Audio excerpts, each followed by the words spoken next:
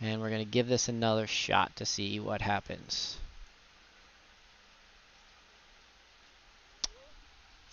OBS is now started. Okay, cool.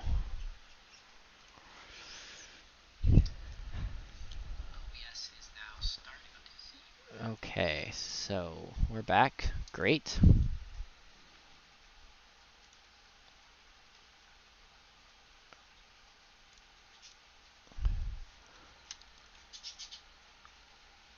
Since the first part of the video, there's not really a whole lot going on, I'm not going to, unless anybody really wants to, I'm not going to spend a whole lot of time rewinding it or anything, but I'm going to give this a second for if anybody is waiting for them to catch back up. Because we had a few people watching. Okay, it didn't seem like we lost. It didn't seem like we lost too. Didn't seem like we lost too many people, so that's good. So thanks for everyone who's sticking it out. And Yam, thank you for the lemon. So I think I think that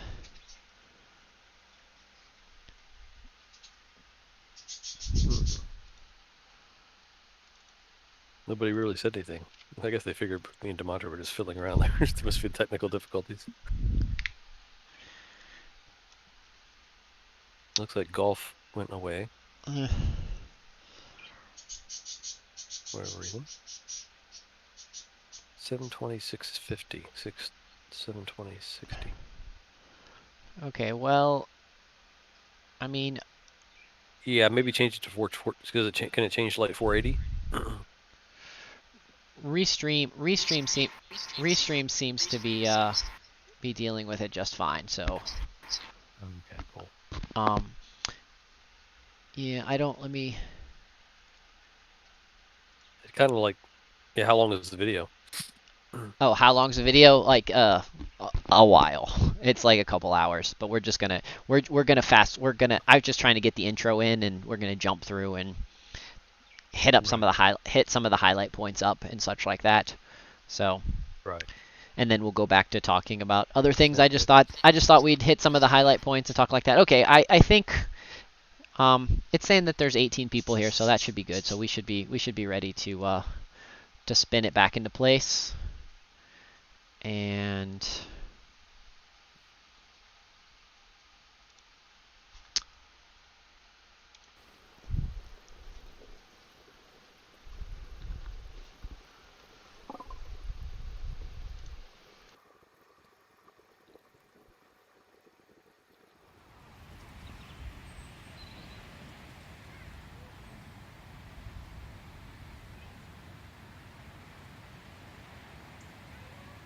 I built this pond in my spare time over a period of 2 years.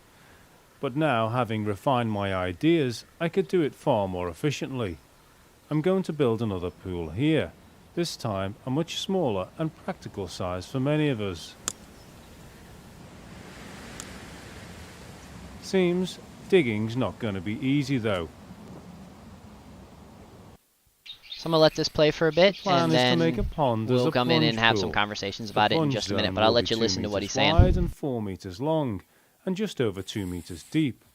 The shallow planted zone will extend another 2 meters all around. The total size will be 6 by 8 meters. Barry has agreed to help me for the first 2 weeks.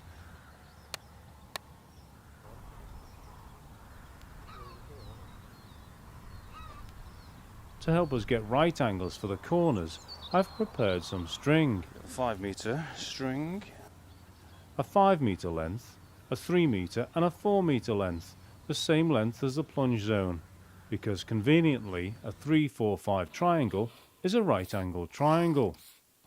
And with this triangle, I can define the entire area.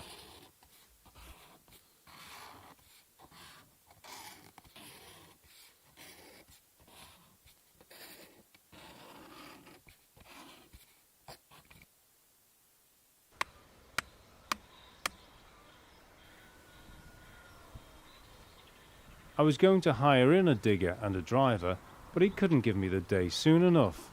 But I have a backup.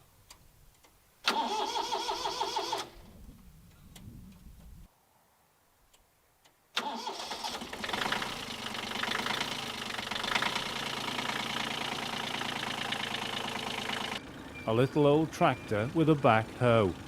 I've just bought it off eBay.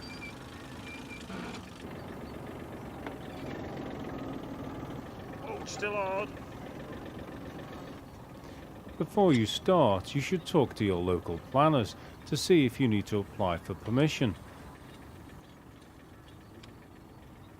You can dry hire diggers, but best of all, take your time and dig it by hand. There's no better fitness regime. Barry, can you do just a bit more digging as you were?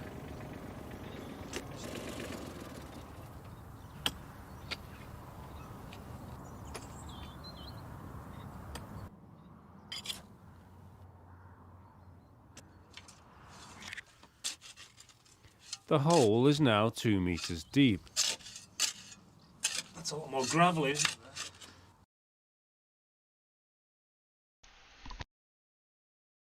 So I want to add, I don't know if you guys like digging holes, but that's actually part of the fun. It looks like would be to get in there and actually dig that hole and how deep it is, about 2 meters deep. That actually looks pretty cool. Like I'd kind of dig that.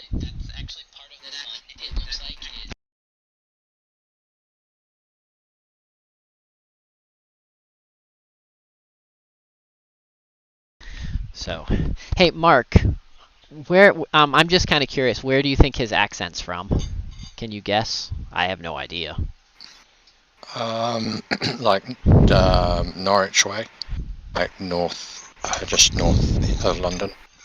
Well, Oh. like about 100 like northeast of London. There's like in that bit that sort of bulges on the right hand side of England.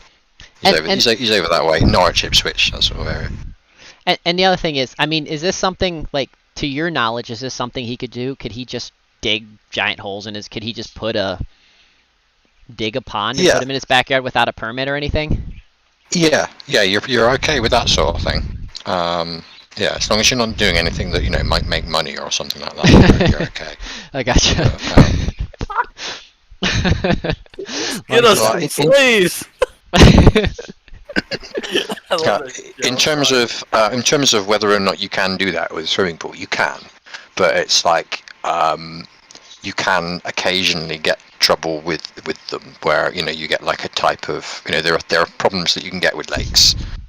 I don't know, like you can get perfectly pure water, and you can make perfectly pure water, and you can set up like an ecosystem that's really well balanced. You just make a pond that's got a really good filtration system, and don't put very many fish in it, then you can swim in it and drink the water out of it, right? Yeah. But still, there's a reason why they put chlorine in the swimming pools.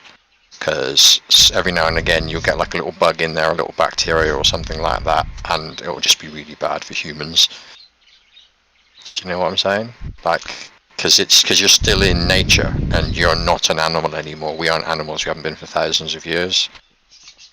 Or I don't know. Maybe we can still swim in water. Maybe we still can. No, I think that's just I think the chlorine is because of how sterile the environment is. Because if you go back and you look at some of the swimming pools that are at the castles and such like that are fed with spring water, like they don't need to put chlorine or anything in them. They just have proper. We just don't build pools properly. Oh no, well, that's a different kettle of fish entirely. If it's fed by a spring, then yeah.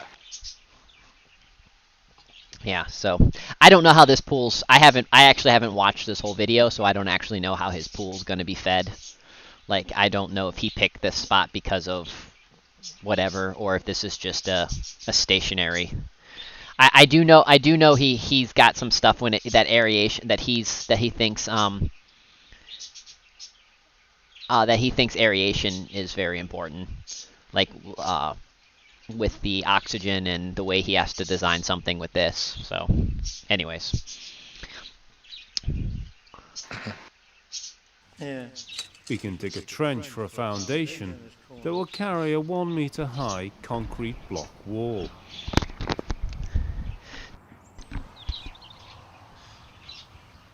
We've been recovering some reasonable sand and gravel for us to use later, and making separate heaps of topsoil and subsoil. I mean, this does just look like he's doing something right in his backyard without a spring.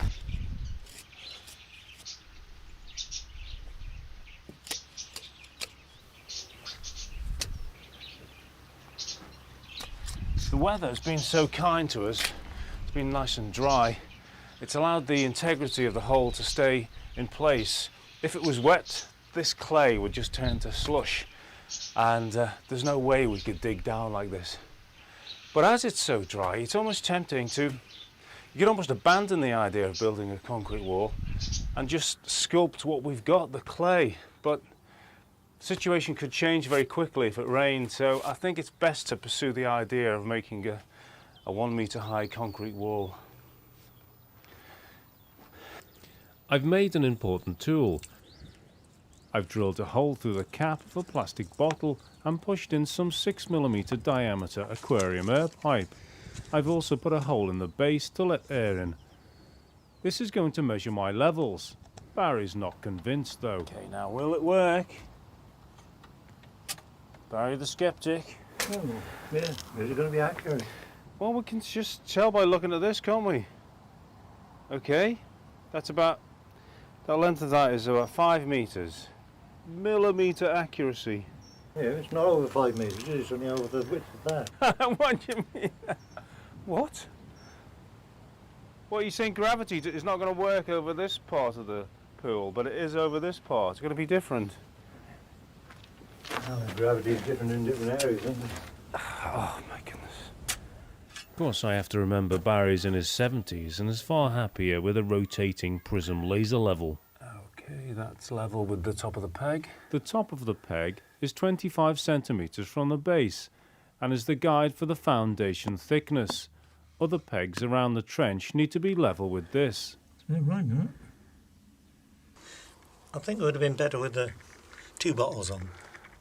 You see the level better. Oh yeah, now it's just a matter of seeing it better. Before it was a matter of it wouldn't work at all. I was on your leg. Having been wound up, time to unwind with my auger.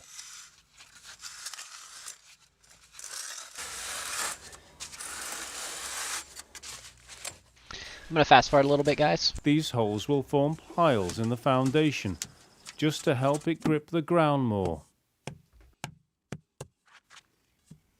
I've put them every metre or so.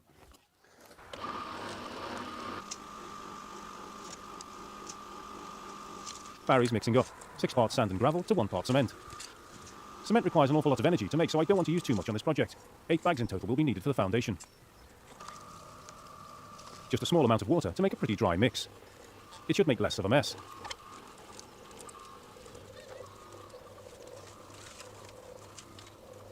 And be easier to move around in the barrow.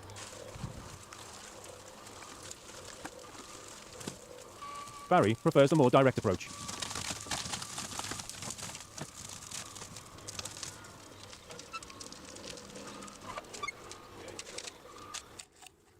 Our pegs show us the right level to smooth the concrete to. So we'll take that. We finished the foundation, but as it happens, we don't know how lucky we've been. The concrete blocks have to be stacked in the hole ready for building a wall. Barry has taken a look at the clouds and forecast rain, so he's cleared off home. Barry's weather eye was right. And in the hole there's more water than I imagined, producing a surprising water spout.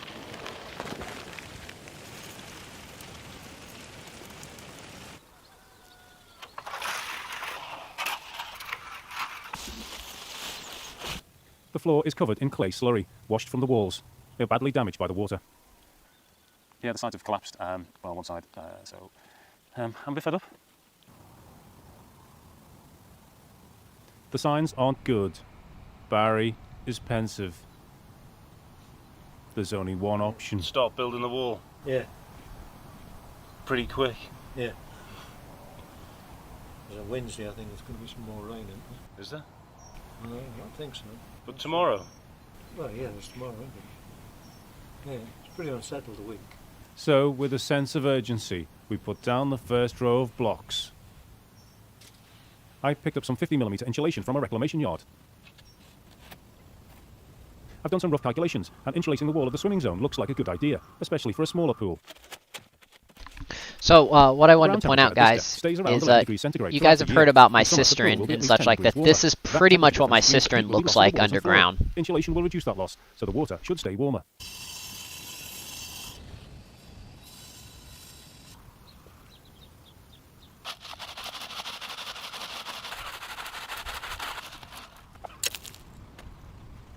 The mortar for the blocks needs finer sand. Barry's doing the mixing, 4 parts sand to 1 part cement. A string tied to a couple of bricks in the corners is the guide for placing the blocks in a nice straight line. Although this wall will ultimately be hidden behind the liner, it's important to keep it all straight and level. If you start letting it drift, progressive rows will be even more deviant. The mortar ratio seems more variable. About 4 in 1.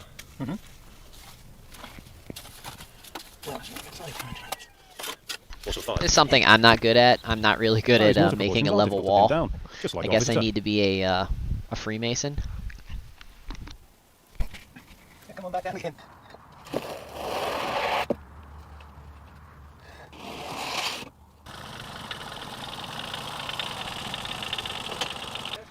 Fortunately, the rain has stayed off, and the wall is high enough for me to start removing the rest of the topsoil.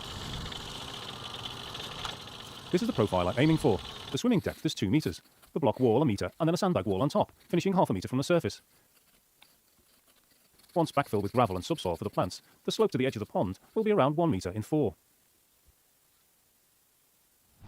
I've made a trench 2 meters from the edge of the plunge pool to define the area of topsoil to be removed. Barry's finishing the wall. We built it up to 5 courses of blocks, just over 1 meter high, and all insulated. Although this topsoil is pretty poor, it needs taking off and heaping up out of the way. It will be needed at a later point for the landscaping.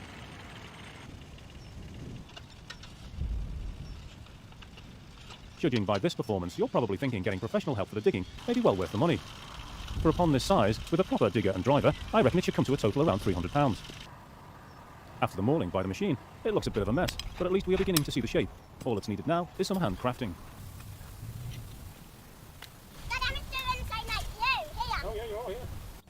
Barry has gone off to work on a proper job, and I'm left alone with a couple of chickens and my bottle.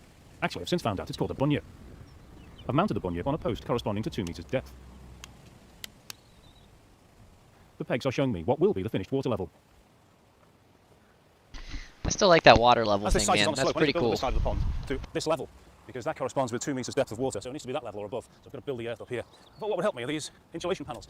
I got them from the reclamation yard really cheap because they came from an old turkey shed. I thought I could just put these here and build up the earth either side, and that would form a retaining wall for me. Hey Yam, since you've done building, you see him using that water level. I can't remember. Like he had some crazy name for it. Yeah, I didn't catch that. He said it so fast. Yeah, it's like a Well, like, boudet or something. I never heard of that before. It was maybe some British thing. I've know. never used that before ever. I don't know. It's pretty cool. You saw what he did, right? He just has a bottle of water, and he has a aquarium hose in one end where he drills a hole in one end, and then the other side there's a hole in the top, and then he just holds it level, and I guess it makes the water level. I didn't really see that. Oh, yeah. I've done stuff. I mean, I've done stuff like that with I don't know, other stuff, but like for cars, not for trying to get something level. But maybe there's some kind of water hose device that. I know we'll have to look that. We'll have to look that up later. It might be a new poor man's level for folks that want to do stuff like ponds and such. So I'll have to look that up and post a link to it in the Discord and such. Maybe that usually you got that video from a friend. It's not like a YouTube thing or something where people have comments. Sometimes people will. No. This is from the permaculture group that I belong to and such. So. Yeah, it probably on one of your permaculture forums somebody has the answer for that. Yeah, I'll look it up and see what it is. So, okay, well, back to the video. These sheets are just what I had to hand, but you could use a variety of materials. Of course, if your site is level, you don't need them, and you've got a bit less work to do. I'm piling up subsoil either side and starting to make a smooth bowl shape. If the subsoil was less stable, I could have made the wall stronger. By stacking the blocks face down, this would make the wall around twice as thick. Of course, it would need twice the number of blocks and a wider foundation.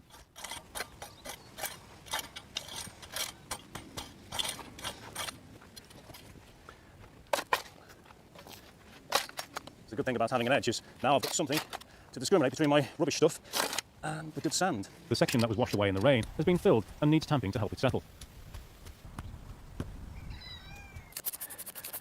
To trim off this insulation, I'm using a kitchen knife. It's a not very good one. It won't be much good after this, but it does the job.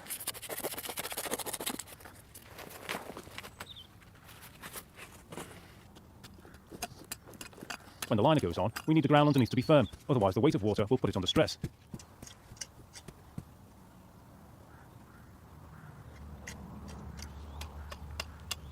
The pond's bowl shape is getting smoother by the hour, and it's a very satisfying sight for a pond maker to see a pile of sharp flints safely outside the perimeter. I'm having bunyip withdrawal symptoms, so it's back out again. I'm checking levels just to make sure this bowl shape is going to hold water. It's very important to fill behind the wall with sand or subsoil. When the pond holds water, if there's a void, the wall won't be able to transfer the pressure from the water to the ground behind it. Potentially, the wall could crack. Probing with the handle of my tamper, I can feel a large hole here. I'm trying a trickle-down approach with a clay slurry chaser. Felix thinks the important bit is to do the outside of the pond. A big void.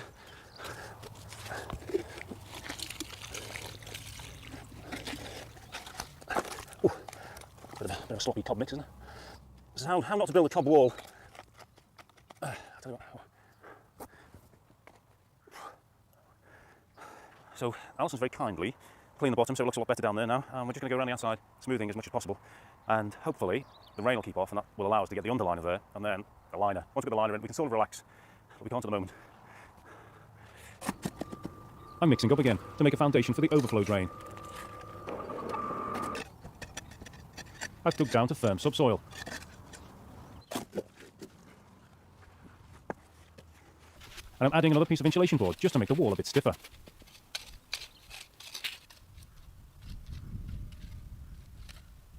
The foundation for the drain is hardened. I'm taking off the rough edges to be as kind as possible to the pond liner. Not content with that, I'm also giving it a comfortable bed of freshly sieved sand. I'm going to share the delights of the bunyip with Jasper, my eldest son. Okay, then can you mark the water level on the insulation? We're marking the maximum water level on the insulation boards. Oh, very good. It also serves as a simple physics lesson. I'm learning quite a lot. Now I know what level to trim the boards.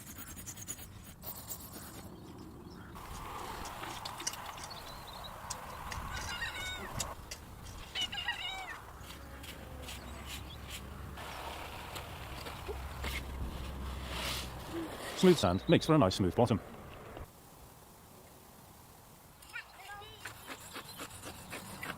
Yes, it's more of this stuff, reclaimed from the turkey sheds of East Anglia.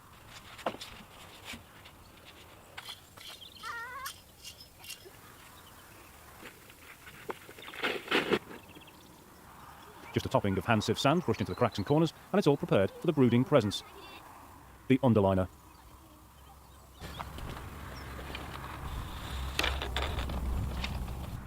The pond is 6 metres wide, but goes down 2 metres and then another 2 metres back up, so I need 10 metres width of underliner.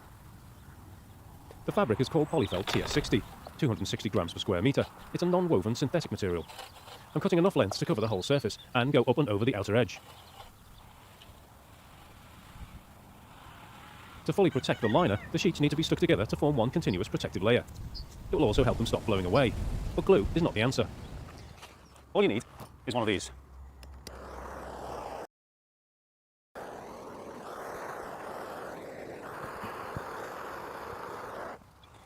There we go. Look at that. See if we can make it a bit better. Stuck.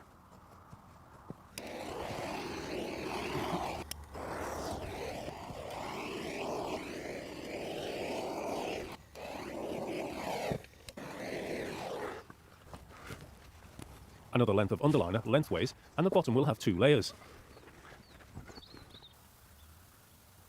I've also put another layer on the top edge of the wall, and in the corners. Now, we're more than fully covered. A large, expensive piece of plastic is arriving. Okay, lovely, this one, thanks. It's the liner. Thank you very much. Lovely, thank you. Thank you very much. It's early morning, cue the cockerel. I've not used this product before. It's a synthetic EPDM rubber called Pond Guards, manufactured by Firestone. It's sold as seamless, but I think these are seams.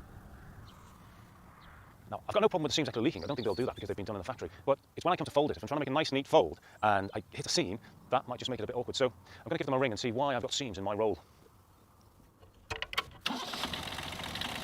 It seems they're not seams. They're called joins.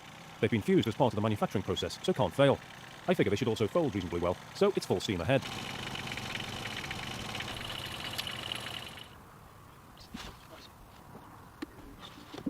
The liner is just over 15 metres long and 12 metres wide. It's 1 millimetre thick and weighs 232 kilograms. A team of 10 men is recommended to move this around, otherwise find a friend and a stick. The liner is rolled by the suppliers in such a way that it needs to be positioned lengthways in the centre of the pond. Then it can be unfurled to one side and then the other. You'll have a huge job if you roll it out the wrong way and have to rotate it afterwards. It's hard enough doing it the right way. Wait, got one end. Oh, one side. Well, we've got half done. Right, here we go. Well, we've got water in it. This heaving and pulling is self-explanatory, but I think it's useful to watch the struggle. You all right?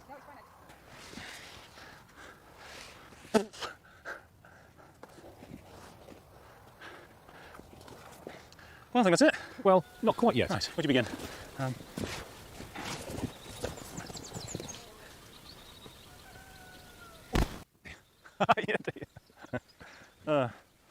If you're directly in line with this wall, just the edge there, what we're going to need is a fold, which is actually half that height. So that's about 1 metre 10, so it's going to be about 55 centimetres. So we can just do it roughly. So get roughly, oh, that's it, yeah.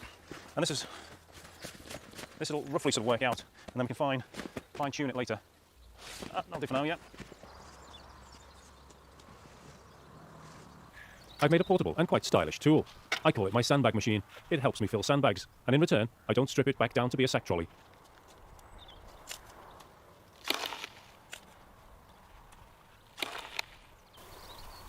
The sandbags are holding the liner roughly in place, but I'm aiming for smooth walls and floor, so this involves some mega origami.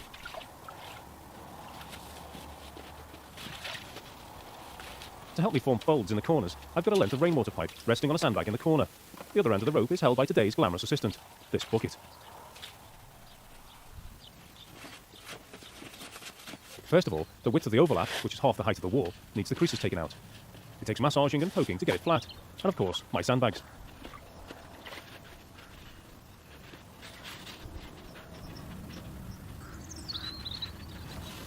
And just pushing, just taking out as many creases as I can. Stand at the bottom of the liner, just roll it up, just like you're smoothing out wallpaper. And a bit heavier. Okay, push it over into the corner. That's the stuff in here. Keep your finger there, and then it's a matter of just pulling this back until you get a nice overlap. There we go, nice and flat. Try to hold that corner there because you're aiming for a triangle. Make it flat there. Alright. Okay, stand back on that. There's also a sneaky little fold at the back. When finished, we end up with a kite-shaped fold, which protrudes above the wall level.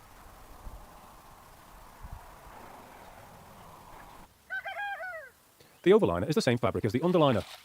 On the top of the wall, I'm folding it back on itself to form a nice neat edge and a double thickness.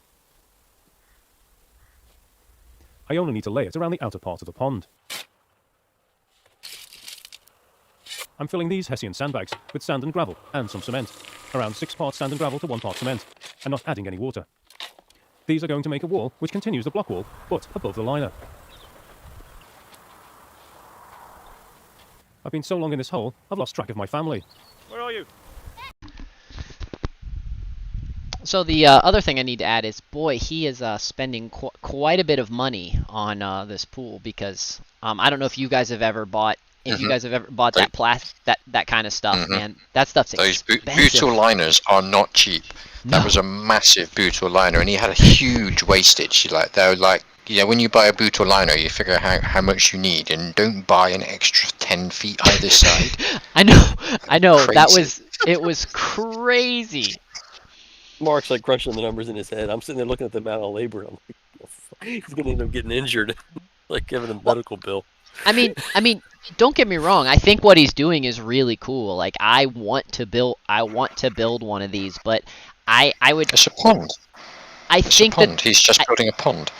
I think that there's probably something better he could do than that liner. I bet there's a way that he could find something a little bit. I mean, I don't know. I don't know what the soil. I don't actually know the soil make out of where he lives or anything like that. So It seems like a really expensive way to drown. If you're gonna drown, you probably could have an above ground pool. This is where the pad. I'd make it bigger than that as well. If I was going to bother to go to all that effort, I'd make it so that you could like swim in it. Sandbags. Yeah, and another yeah. couple of layers of overliner there. Seems Just so I can relatively small. concrete in.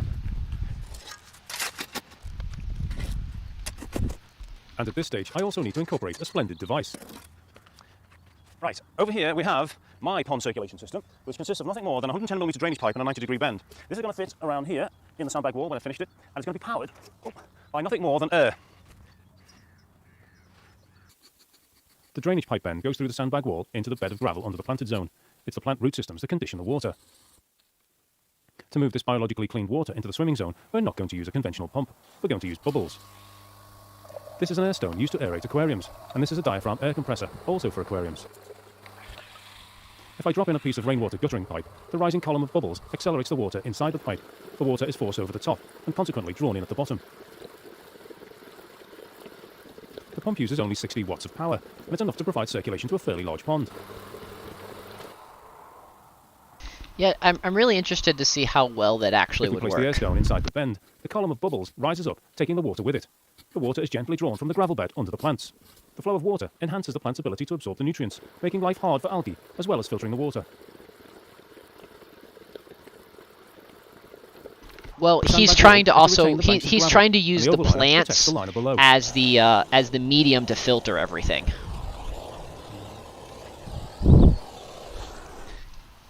Yeah. As well as the drainage pipe fitting, I've also put in strings and 15mm plastic plumbing pipes in various places, just in case I need them later.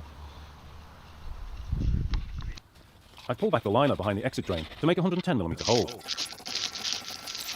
I'm just using a saw I blade. also think that, you know, because this is a pond he's building that wasn't here before, a dam wouldn't just be enough. We've got plenty of slack there, and I'll give it some slack, plenty of slack here. So, if I aim for the hole to be about there, then that should work out about right. That's the centre. Okay, so I'll put a mark there.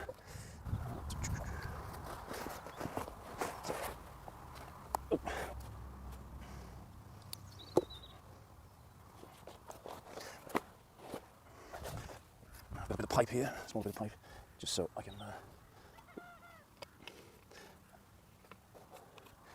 see what I'm doing. Now I'm going to cut a hole that's going to be smaller than that. So I'm going to radiate inwards. Might have filled it by then. Face it with So I've added some architectural brutalism. On the other hand, the water collected in the pond already has a less than glamorous white powdery film. This is quite normal for a very Maybe that's what he pond. has. But Rainwater is the best water for a pond. All the I don't know water if I collected agree from the that roof I am rainwater is the best pumping water in. for the pond, but Rainwater is soft water and contains very few nutrients. looks like a goddamn mud pit. The spare outlets for the air feed are capped up with plastic stop ends. And the folds in the corners will soon be squashed flat with the increasing water pressure. I've exhausted my supply of roof water, and I would normally wait for rainfall to fill the pond, but because of the pressure of filming, I'm having to raid my existing pool.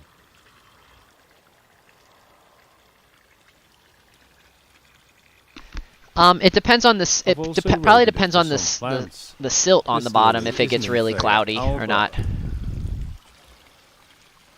I mean, the more plants he puts in it, the better it's actually going to be. My question is are these plants going to survive the British winter? And most importantly, some oxygenating plants. Alodia crispa is not Make a native pond to correctly, Britain, but grows it quickly, can be 10 removing foot deep nutrients and from the crystal water. clear. It can then be easily harvested. Okay. For It compost. should be. My uncle made one. It's about 4 acres large, but it took like a lot of big heavy equipment. And You can see the But bottom. there'll always be sediment falling to the bottom, and unless you have a Somebody really good who'd never even cleaning system. contemplated. Yeah, but if you don't have any, it's the fish that stir it up, and that. Yeah. So if you don't have it, what you do is he's building an aquarium to aquarium standards so that you could keep koi carp in, and then he's not going to put any koi carp in it. And if you do that, you can swim in it. I would never want to The swim bubbles in are it, but drawing water if from you're in under the plants planted correctly, it zone. could be really clean. A massive I mean, biological it's filter. it looks pretty cool. Like I would swim in it. Yeah, I'd rather this than a pool. Of course, the bubbles Yeah. are oxygenating the water, It'd be bloody as well as fucking providing freezing the there. circulation. It'd be cool for The ducks and flowing geese and water shit. also distributes the solar warmth Ducks, from geese, the and shallow kids, planted yeah. zone. I mean, Just throw 'em in in case there. it's taken it by looks the nice. current, Like I will Felix tell has you his right there, boat it looks tethered really to his nice. foot. I actually think it looks nicer than a swimming pool. Jasper bathes happily in the soft pond water, and as it's chemical free, it's the healthiest water for children to swim. But I agree with Mark. I would have made it quite a bit bigger. Pond has cost around £5,000 At least the deeper part bigger. and taken me most of my spare time over 2 years. With all I've learned now, it should take me half that time. And all the effort of making this pool dissolves away in 40,000 gallons of living rainwater.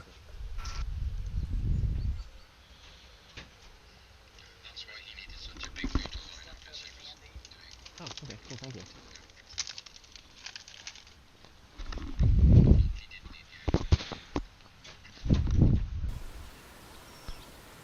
Oh, I see. Yeah, so he made the overhang so that so it actually slopes, so it slopes in and just drops off. The overhang is the filter. That's where his marginal plants are, and that's what's cleaning the water. So why doesn't he have fish in there? Because if he did, then the water wouldn't be clean. True. Oh, I'd those are rather no fish fish in from the it. pond. Or swim. It's up to you. You can swim yourself. Yeah, I really wouldn't want to try diving in it. I tend to be kind of a daredevil around water. I'm like, yeah, you don't see that brick just clearly, and you bash your head or break your shoulder on it or something, or you slip. The pond that I had when I was a kid, that was, I don't know, 4.5 feet deep, and when I had that working properly, even though there was loads of fish in it, you could always see the bottom of it. Yeah, I mean that's true, but that's not always the case, and especially like where I lived, most of the water in even really fast moving active rivers and streams, or big streams, it would be small rivers.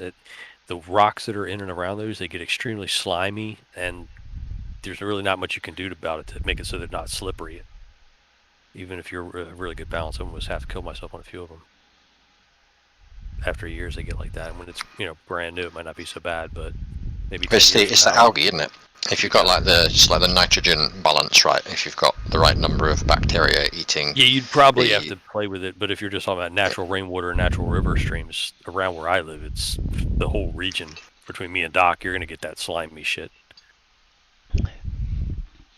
Well, I mean, there are ways so that you don't get that slimy stuff. It's just quite a bit harder to. You have to actually plant the right plants, and the water needs to be very well aerated. I don't know. I just thought I'd share that video. We watched it pretty quickly. It's pretty cool. So nice break from the. Yeah, I was on board until he said it was $5,000. It's like, what? Yeah. $5,000 for a pond, mate. Yeah, and that was $5,000 actually. That was $5,000 a couple years ago. Yeah, it seems pretty cheap. I think he wasn't including any of his labor at all. No, I don't think he was including his labor at all either. Yeah. Probably just including the materials and maybe the use of that tractor or something. But goddamn, I mean that's a lot of work. But I guess if you really wanted a pond or something in your backyard, I mean, I guess that's still pretty cool. But it wouldn't have been much more difficult to have built a swimming pool. Like a real one with just like a normal filter on it, and just. I just don't think he wanted to use chlorine. I don't think he wanted to use chlorine because Yeah. Right. I mean, chlorine is actually really bad for your skin. It's really expensive too. My dad says that maintaining their pool the last 5-6 years has gotten so expensive they may not even open this year.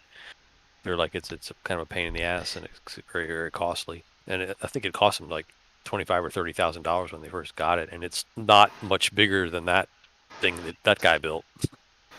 Maybe the same size, just deeper. Yeah, I forgot that, 'cause you have to constantly add it, don't you? Because it Yep. evaporates. Like. Yeah, there's that. Yeah. It's got to be the right balance and shit. And then you have to, and then your filtration system and the electric that your filtration system runs, and then the chlorine and Right. Yeah, it can. We had a pool we had a pool growing up when I was a kid, above ground, a pretty large above ground pool, and yeah, they were expensive.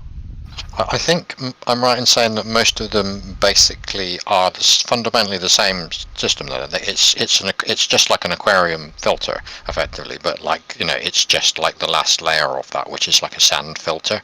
But Yep. they do use something like sand in just normal, even every aquarium. It's every swimming pool, like just there's nothing better than sand.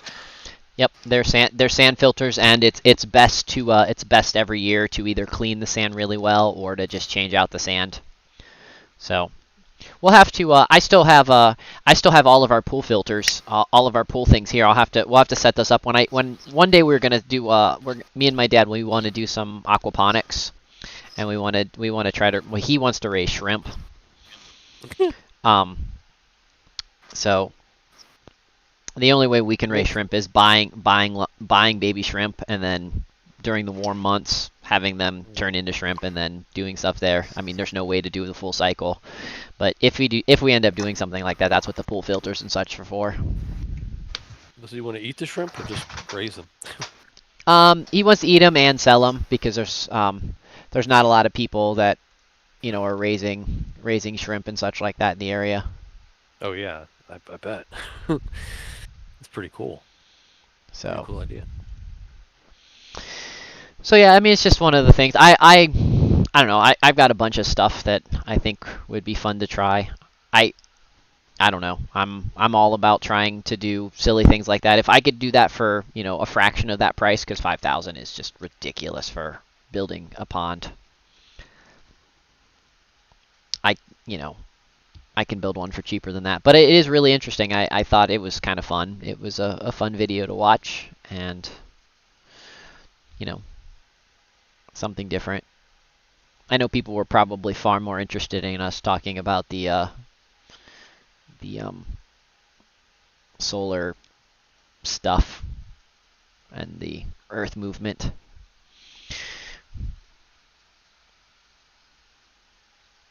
And Dimatra living in 1984.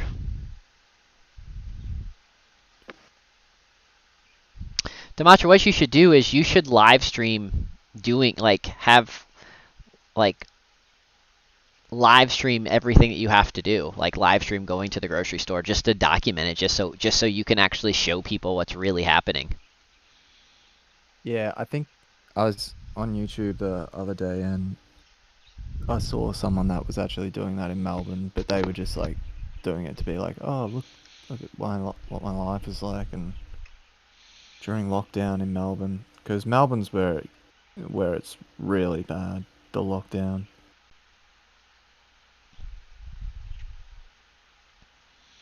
Around here, I can get away with most stuff. I mean, that's what I'm saying. If you did it like around where you're at, you could probably take a picture of. You could do the video, the whole thing, and the whole pretending to scan your phone and just go through everything like that, so you didn't have to actually log off and anything like that. So kind of go through all the loops without actually having to stop live streaming.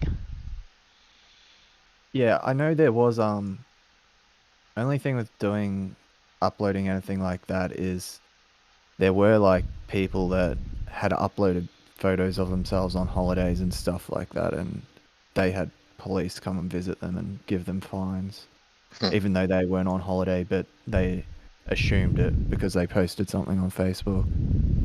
Oh, I wouldn't post it on Facebook. I would only do it on D Live. And make sure the description is my hometown. Yeah. I mean, but But didn't you guys do a video on holiday? On holiday. No, I haven't been on any holidays, I don't think. Oh, Oh, oh okay. no. That wasn't during lockdown. No. Yeah. I think, yeah. So you're only allowed out of your house for 2 hours a day. What does that mean? Yeah. So So can you go in your garden or what? Yeah, outside of your property. So there's like 4 or 5 different reasons, which is exercise, working, shopping for essential things, and yeah. So this isn't really affecting. This isn't affecting you as much as it's affecting someone that lived in like an apartment in the city. Yeah, that's what also, like, I don't know, I get pissed off at it because I could imagine that if I was living the way other people live, it would just be miserable. Yeah, you wouldn't be able to go. Like, you can at least go visit that giant, that giant hole, that giant, water bunker in your backyard and hide in there if you have to. We have like 120 acres. We can go outside and do whatever we want. Other people, they don't even have backyards. Some people have like 2 rooms that they live from. Yeah. Like, during the second lockdown, what they did to the people in the mascot towers was just like... Hold on, mascot towers. Explain unconscionable. what mascot towers are. They're like poverty housing things. They're like big, I don't know how many stories there are, maybe like just like giant towers, and there's 3 of them, and there was like 1 or 2 cases in some of the towers, in one of the towers actually.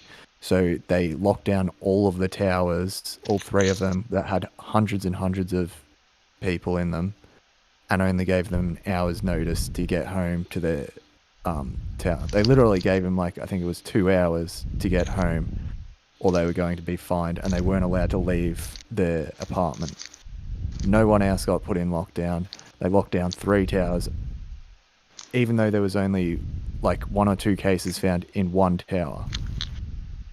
And no one cared. Well, people cared, but no one really cared because they were low-income people and had no means to fight back. But they were given food packages and stuff that had mold through their bread and everything. Like, it was just ridiculous. Like I seriously think this government is out of control here in this specific state. Wow, that's... Like, you can't give people 2 hours notice and lock them down in a small apartment when there's like multi-generations living in like small rooms. They need medications. There's like people with psychotic problems, like, and then there were like politicians saying, oh, well, of course people are complaining because they're all drug addicts and they that's why they want to get out so they can go get their drugs. And it's like, are you mental? Like, some of the things they've done over the past 2 years, it makes your blood boil, honestly. So that's so that's what they're trying. That's how they're trying to drive people crazy in your area. I don't know if Yam's seen it, but they're now saying here in the States, they're really just trying to play up this race war thing. Now they're talking about how racist the NFL is, and how if you're black in the NFL, they treat you worse than if you were white in the NFL. And I keep joking around. I'm like, so that mean we're just going to cancel the NFL? Let's just cancel it. Let's just cancel it. Just cancel the entire NFL. Yeah, well, isn't the NFL like mostly black players? There's a majority of black players in the NFL. Yeah, that's the National Football League. So yes, a majority of players are black in the NFL. So for the glory of Christ. Hello? Yeah, no, it's absolutely insane. So. Can you hear me? Yep, we can hear you, Yam. Fucking thing. I keep unplugging and unplugging everything. No, I mean, yeah, I'd fall asleep during the race war after waiting for it for 30 years. That wasn't even a good joke. But No, I mean, yeah, I haven't even paid attention to that, but if you're saying it's happening, it doesn't surprise me at all. You know, and if There they, isn't a race war. yeah, there, it's Just like totally, they're just like the trying New to. World Order aren't taking over Australia. They've got a little bit of control, and they're like playing it being, let's play it being the New World Order, and everybody's like, yeah, guys, we don't actually control the world yet. Yeah, but look, the normies are waking up. Well, let's just start it anyway. Yeah, but look, we can't do it to everybody. We'll just do it to some of them and see if we just get on New World Order anyway. No, that's going to just make everybody better see what you are. And that's what Basically, they're trying to like Demontre was leading to. They're trying to turn everybody into his province into a fucking criminal, and the people are going to start losing their shit, and they're going to start, they're lashing trying out at to the divide politicians. and conquer far too fast. You can't do it that quick. Yeah, they'll just get voted out. Like, that's what will happen. It's just ridiculous that we have to go through this nonsense until we're allowed to vote again to get rid of these psychopaths. No, I mean, but that's what they want, is because they want you. They're going to offer you. Thank you for the ice cream and the lemons. What they want is they want you to get so upset with one side, so then you vote for the other side. So you vote for the lesser of two evils. So you tolerate whatever the next one's coming out to be. Yeah. They give you two options, and they want you to pick one of them. Whereas there's a third option, which is just fuck you. I don't have to do either of those. Yep.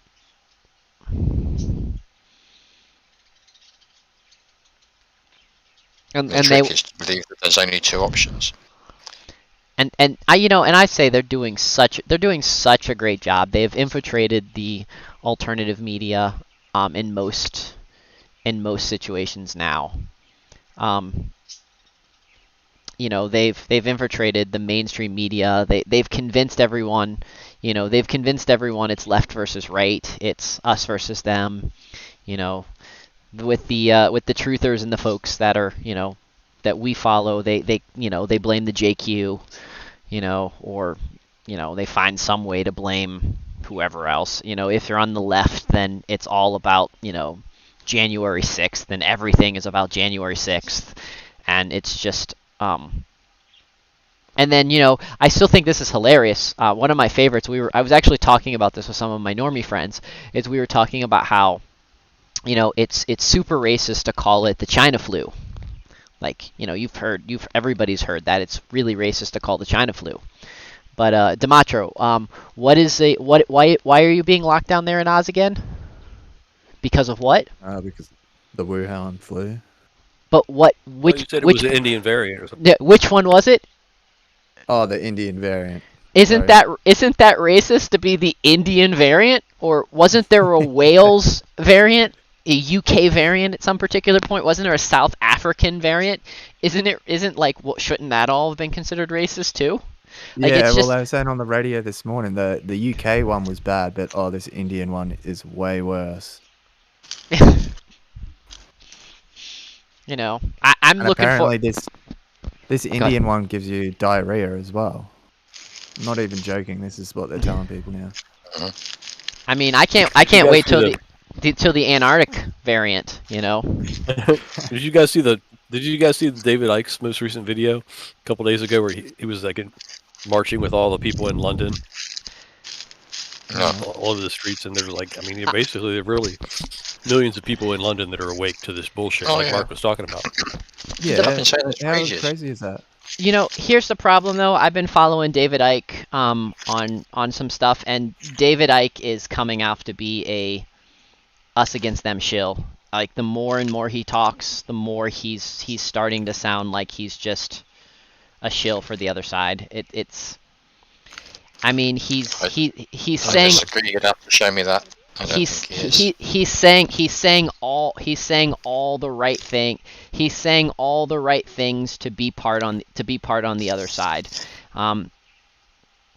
That's what's kind of bothering me. That's what's kind of bothering me about this. Maybe he's just caught up. Maybe he's just caught up in the pageantry of it. Maybe that's what I'm seeing. But did you ever see his interview with Terry Wogan? No. Which one? The one where Wogan took the piss out of him and everyone laughed at him, or the one that were years later where David Icke interviewed Terry Wogan and took the piss out of Terry Wogan, and all the audience laughed at Terry Wogan, because that happened as well. Not many people know about the second one. Yeah, I know about both, but the first one, Yeah. like, man, I like David Icke. Now, I'm only really He just was, talking he about. was crazy at the time then, but that was just because he'd just woken up and realised what we know about the New World Order like 20 years before we did. And he did have a bit of the Messiah complex going on as well. And Nah, he was I right. think the media were just a bunch of assholes, and they were just attacking him because he was actually pretended part of to them. believe in lizards for his entire life, so that he could continue to keep his message out in the same way that Jordan Maxwell did, and Jim Mars did, and all the other old-time truthers did. Did you say aliens or Lizards. I missed what you said. So you're Oh, saying lizards, he I believe in pretends lizards. about that part. He Yeah, just yeah. pretends about the lizard part to. Yeah. Or maybe he did fucking see lizards. Who knows? Oh, it's like, everybody sees you know. lizards, dude. If you meditate, if you have any see sort of fucking connection, lizards. then it's one of the archetypical things that humans see. Yeah, do we some see, DMT. we see lizards in our minds, probably because for millions of years we were eaten by large snakes, birds and lions, right? So we're used to being eaten by the snake. So Could be. I think I seem to have a thing about spiders, like dogs. There's just different things. I guess maybe some people were chased by dinosaurs. I don't know. you can't remember that far back, yeah? Yeah, Doc I'm pretty maybe sure I can. can't. Doc's got to staring into space. Either that or his screen is frozen. No, I was trying to bring up something, but I can't find what I'm trying to bring up. So. Oh. Were you trying to bring up reptiles? No, I was trying to find I was trying to quickly find what I was talking about with I'd like to see that. with David Icke. I'll have to go through the gab. He's just said a couple things. He said a couple things in the last and maybe again, maybe they're just pageantry for the clickbaitiness, like the same as he did with the like the same as he did with the alien. I mean, with the reptilians and such like that. But he was posting a lot about how there is no virus. That there's Yeah. Why was he dancing around the 5G stuff at the start of the pandemic? He was saying, "Oh, it could be 5G." I think because a lot of other people were saying that shit.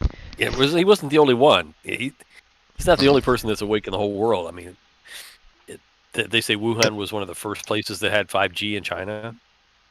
People Yeah, but a dropping lot of like flies places in the had street. 5G and there was no COVID there. I don't think they did. The way Yeah, we Wuhan had Yeah. 5G here. Yeah, and no. there was COVID. See, that's the thing. fully on and amped up. Really? No, see that's the thing. That's the 5G is a cover. The 5G is a cover for something else that I think we need to figure out what that 5G cover is, because like when you look into the power of that can be varied. So maybe it really is, and just not every place had it cranked up so high. It could just be as simple as that. I don't know. Just saying. I don't think there's any connection to 5G and COVID. I think that was to get people onto a different trail. I think that was to give them a way out. So if they needed a way out, if they needed something to call people crazy, like they were getting. It could be some kind of a rabbit hole or something, but yeah. I think it's like the UFO rabbit hole. It was to get people down a different thing, like why I don't know if you saw those videos. I think it was in the UK, and I think they also do it in Australia, where people were burning down like cell phone towers. Yeah, Britain. Yeah, well, somebody pointed out, and I didn't realize this, but some people that actually work on telecommunications said they weren't burning down 5G towers. They were just burning down cell towers, and some of them weren't even 5G because they didn't even have 5G in those particular areas. But everybody took those and ran with them like those people were actually destroying 5G. And so and because most of us, don't really we don't dig as deep as we maybe should about things. We just like, oh yeah, those people were burning down 5G towers. But then I was thinking to myself, you know, 5G is usually mounted on much smaller poles that are more local. Like Richie from Boston has one outside his house.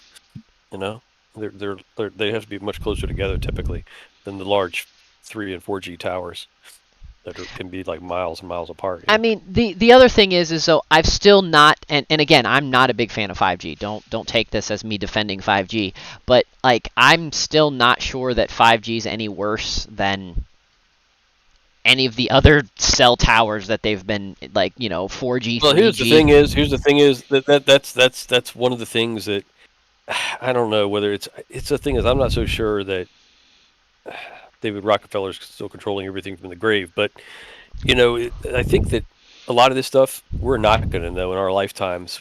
Our grandchildren or our lack of grandchildren will notice it, and that the population is going to go way down because if people in their generation, it's going to be like 50% sterility rate because of all this stuff going on, or something else. The combination of that and the plastics in the water and who knows what all else.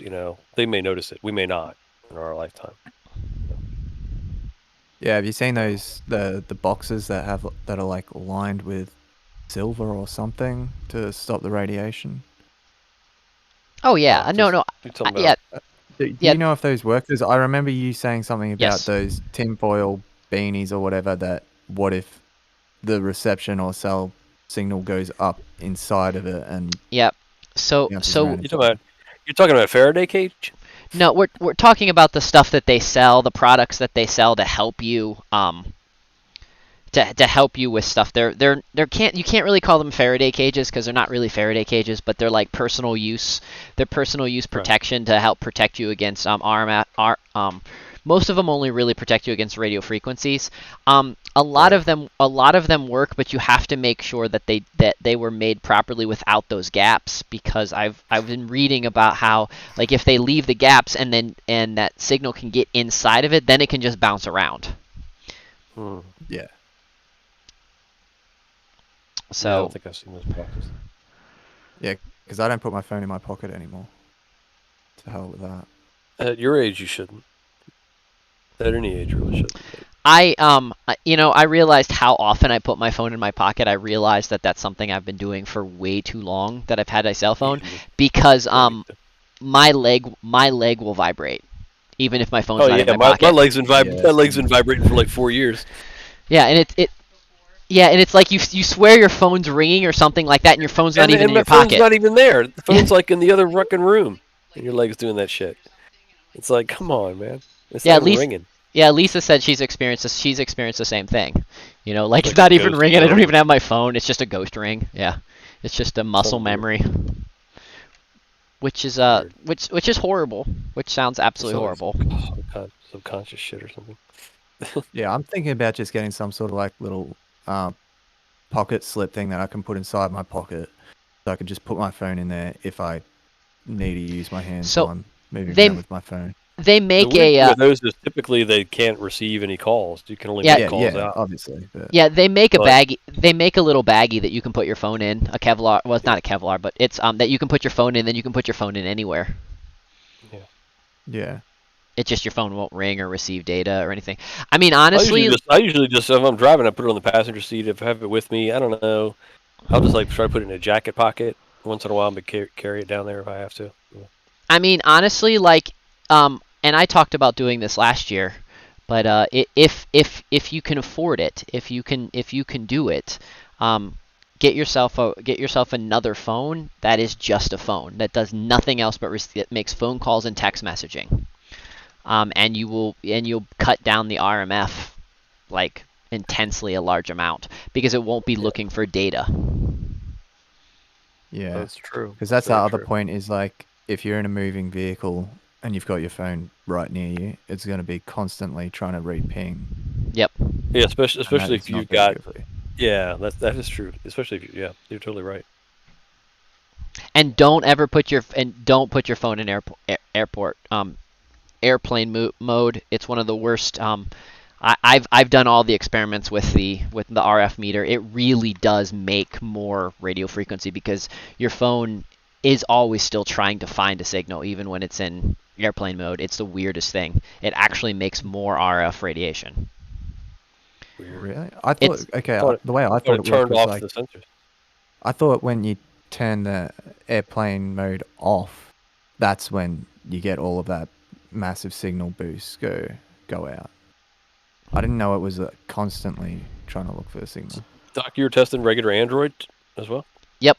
The best it's best to individually turn off all, because you can actually get on and you can turn off your data, you can turn off your Wi-Fi, you can actually even turn off your phone. What is that called? Your phone radio. If you've got developer access on you can actually turn off your phone radio too. That is the best option to do if you really want to turn off everything, and you can put the RF meter on there, and there's nothing sending the signal. But when you put it in airplane mode, my RF meter just started going crazy, absolutely insane. But you said it's thing about having developer access and knowing how to do that. Isn't that kind of rare, or no? Anybody can do it? No, let me see if I can show you. If you've got an Android phone, just like dial a number. No, it's even easier. It's even easier than that. I need to see if I have. I don't know if I have a phone that has. I have to remember. I need to hold a phone, and I can talk you guys through this. If you have an Android phone, if you have an Android phone, you go to settings. Hang on. I'm trying to do this in live time. Hang on 1 second. Settings. Okay. Okay. Then you go to system.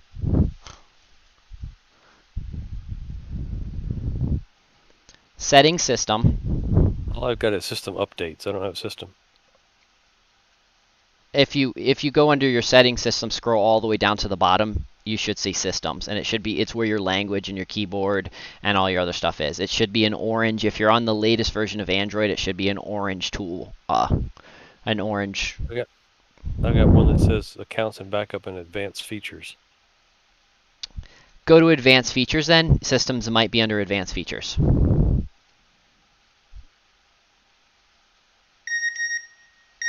What you're looking for is about phone is what you're looking for.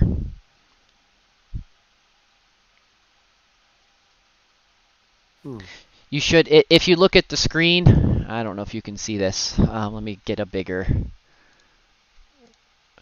So what you're looking for is where it says software updates and battery and hardware and software information, legal information. That's what you're looking for. It's under the about. It's where you can. Yeah. Okay. Yeah, I've got one. I found one separately that says about phone. Okay, go to about phone. Do you see where it says software info? Yes. Okay, click on software info. Got it. And I believe it's build number. Yeah, it's a bunch of letters and numbers. You see build number. Click that 7 times. Click it 7 times. Oh, well, I touched it one time, and this thing came up that said, fuck, now it just went away. It said developer mode has already been turned on. Okay, so you have developer mode on then. So somebody else turned it on, or the manufacturer turned it on, or something. So then you can go under developer mode, and if you know what you're doing under developer mode, you have access to pretty much everything that your Android phone can do. Well, now, where's developer mode? Is that like another switch somewhere else? That's probably going to be under advanced features as well. But it's going to say developer option or developer mode, and then you pretty much have access to most everything on your phone. Now, I'll warn you, you can completely screw up your phone if you don't know what you're doing. Right. Maybe I better not. Oh, I do see something at the far down at the bottom. It says developer options. Yep. So I better not touch that for the moment. But now I know where it is. I think I'd seen it before when I first bought the phone, but I wasn't sure. Yeah. I mean, it's amazing what you actually can do. Let's just put that to the side before I blow something up. But because like a lot of people don't realize, but like Android is just Linux. It's just a Linux. It's just a reskin of a Linux. But now, maybe that's how I accessed it when I first got it. I know, like, one thing is that they're constantly wanting to update software and upgrade or whatever. They're always updating something. I made it when I first got the phone. Like, after I had it for a couple weeks, I found the option to basically stop that it'll still maybe say, hey, you have a software that is ready to be installed or whatever, or an update that needs to finish downloading. I stopped it in the middle of this one download and disabled any more downloading, period. And it's been like that for like 3 or 4 years now, and I'm not letting it update. And it can kiss my ass. That's kind of the way I am, because I was like reading that it can really get, like you said, intrusive, or maybe you have stuff where it's firing off more EMF signals and looking for more, it's just more and more. It just wants to Are you using download every possible app. Are you using a Samsung phone? Yes. Then yes, that's a really good idea. Samsung does some crazy updates. I think that was the reason I did it, because when I had LG, I had no problems at all. Yeah, but yeah. This one was like, Samsung. A lot of them have inherent issues with this updating constantly shit. So I was like, let's turn that off. Part of the reason I liked LG is because LG had some of the least spying equipment on the phone, like built into it. Right. But Samsung is the worst when it comes to spying. Apple's probably second, and then the Google phones are usually probably third. And I'm not including any of the Chinese phones into that, so like Huawei and right. Isn't there any other phones of other types that are like less and less intrusive, or not really? Oh yeah. There's some different brands are less and less intrusive. You just kind of have to know. But the problem is like, for example, LG's done. They don't make smartphones anymore as of this year. Really? And then a lot of the other major brands are Chinese brands, and the Chinese brands are completely intrusive because they're required to be. Right. And so like it's getting harder and harder to find some of the non-intrusive brands. I don't know if I keep hearing rumors that Sharp's going to come back. Sharp is the one that made the Sidekick. They're a Japanese company. Like I would trust a Japanese smartphone, but like I don't mind the Korean ones. That's why I liked LG. LG is a Korean brand. I have no problem with the Korean ones. It's just some of them are just getting crazy. So you kind of have to be careful, and you have to figure out what's best for you. So I actually haven't decided where I'm going after LG. I bought the last version. Like I made sure I get an LG Velvet, because that was their most recent phone that they made before they went under. And so I have a LG Velvet. That's actually what I live stream outside with. It's not the phone. Is it still available? Yeah, you can actually, they're getting cheaper. They're getting cheaper and cheaper now too, because since LG doesn't make phones anymore, some people just don't want them. But I picked up, let's see, how much can you get an LG, a good quality LG Velvet for right now? So it says $285. So if you go, I don't know if you're familiar with the website Swappa, but Swappa is a spectacular. You can get new and used phones. So if you want a brand new, let's see, that's mint condition. So there's a brand new mint condition LG for AT&T. I just picked AT&T, $240. So you can get. Yeah. So. Let me look into that, because the Samsung is kind of. What? And it's okay, but it seems like it's maxed out on fucking memory. Which one do you have? J3, just the basic, very basic one. I had some friends that had that Galaxy Note, and like you can't even get on an airplane with it because it's gonna catch the airplane on fire. I mean, you heard about that years ago. Yeah. Oh wow, you have. Okay, so you can get a brand new. You can get a brand new J3 for $140 right now. Yeah, that's I probably paid like $140 or $150 when I bought it a few years back. It wasn't too expensive at all, but I was like, I didn't want to spend a lot. I didn't need something real fancy. Got all the shit I need on it. I got it kind of maxed out from memory. If you want a really good solid Samsung or LG phone that's gonna do you what you need, the V40. You don't happen to be with Verizon, do you? No. Okay. Nope. Yeah, if you're with AT&T or T-Mobile, then the V40 is the best phone. If you're with Verizon or one of Verizon's subsidies, then the V50 is a better phone. Hmm. But AT&T didn't really make a V50, so Those model numbers in mind. yeah. Might But the look them right up V40 there. the V40 is just a really good. It's a good older phone that is up to date, and it's one of LG's best. It's one of LG's most solid phones that they made. So. And you can get, if you're with AT&T, you can get a brand new one for 160 or like 140. So I actually rock my daily driver is a V35. It was a middle year model. So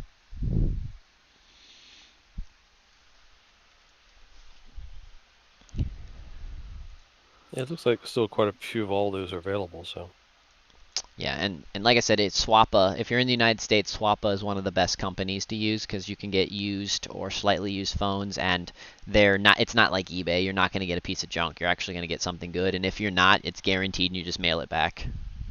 hmm.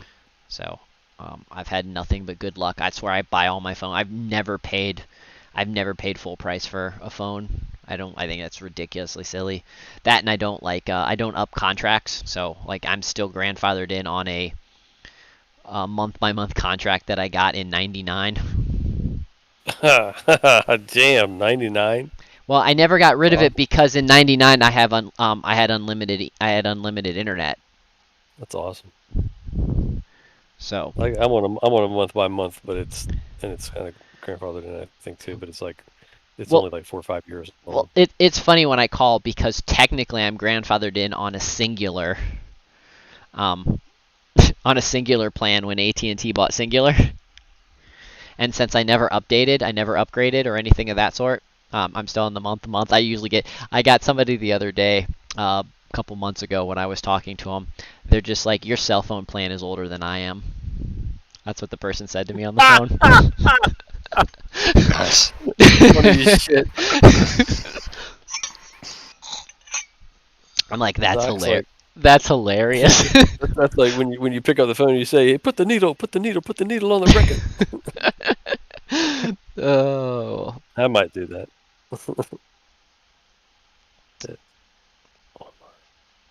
See what they got here. I hate the iPhones. They keep pushing the iPhones. It's like, God. And did you hear what happened in China now? They made the iPhone illegal. Oh, I believe it. Fucking hilarious. Hilarious. It's like, Steve Jobs, you're fucking dead, but fuck you anyway. That's Why like, did I they don't do know. that? They something to do with the thing you mentioned, Doc, that company that's real powerful over there. Ah, shit. The main Chinese. Huawei. Yeah, Huawei.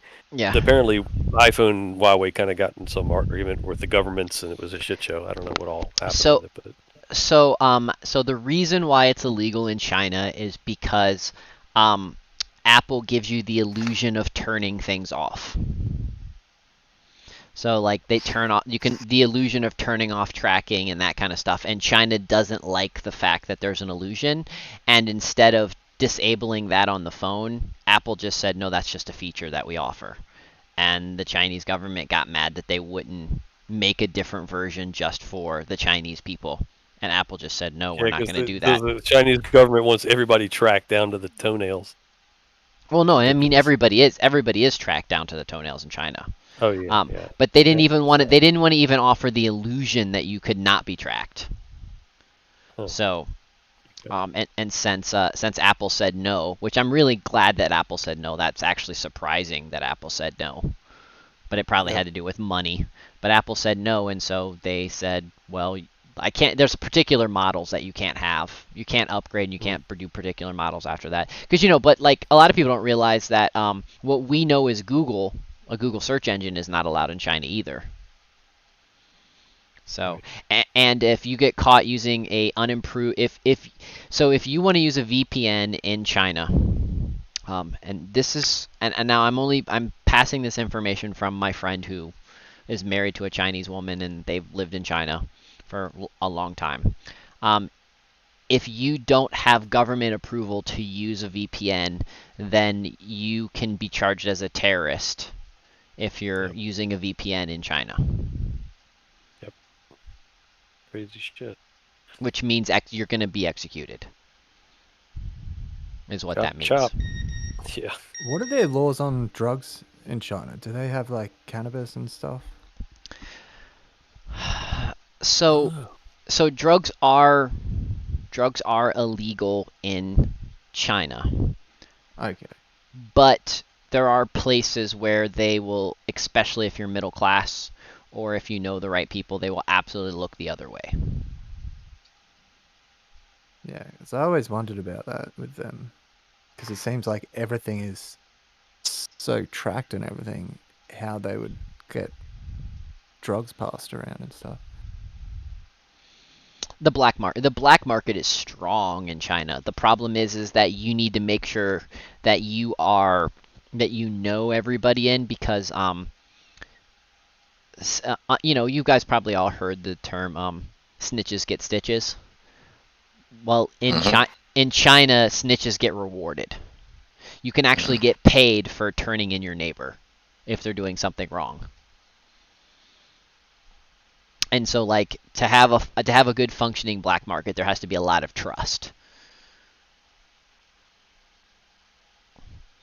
Now, some of the northern provinces, the provinces up near Russia and such like that, because Beijing is so far away and you don't really have the same type of the reach, those ones, a lot more stuff happens up there. But when you're getting closer to Beijing, Shenzhen, and such like that, so. Wow, it looks like none of the phones you listed are available on my carrier. That sucks. You have one of the major carrier. Well, you have one of the major carriers, so. You would think. No, you have one of the major carriers. You just have to figure out which of the three, which one of the three major carriers you have. You either are on AT&T. Well, no, you could be on you could be on the other minor character, but you are either on AT&T, Verizon, T-Mobile, or possibly US Cellular. But US Cellular is getting smaller and smaller. But we only really have 4 carriers in the United States. Did somebody buy Sprint? Yes. Verizon owns Sprint. Shit, I don't know who the hell it is now then, because it's switched around a bit in the last few years, so I'll have to find out.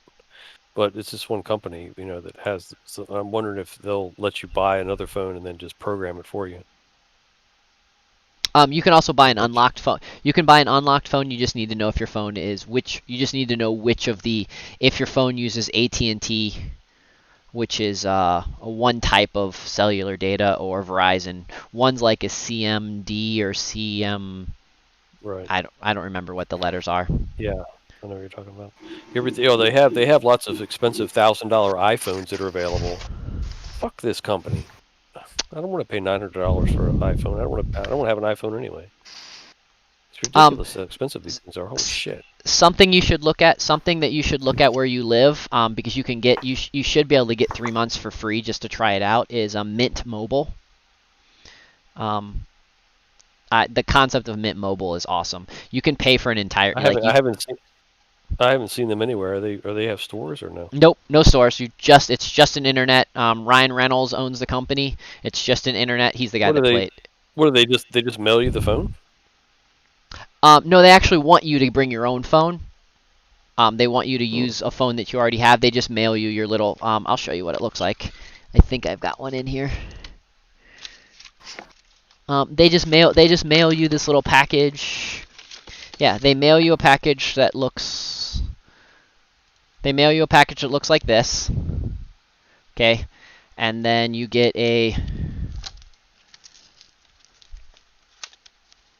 I already took the card out of this one. You get a. Anyways, you get a little credit card. You get a little card.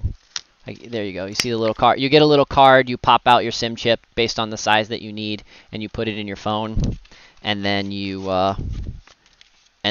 pay for what you like what I did when I tried out Mint Mobile. Well, actually, I had 3 months free, but what you can do is you can get on there and you can buy an entire year's plan, and then you just pay up front, and you're good. You're good to go for a year. So they give you a SIM card, you install it. You just have to have an unlocked phone, and then you're on their system, or what is Yep. it, like monthly payment or?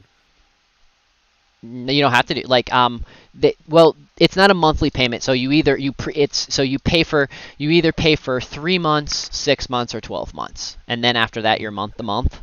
But Right. you get the biggest savings if you pay. Like for example, well here let me let me bring up the website right now, and we'll look it up, and I'll share it on screen too.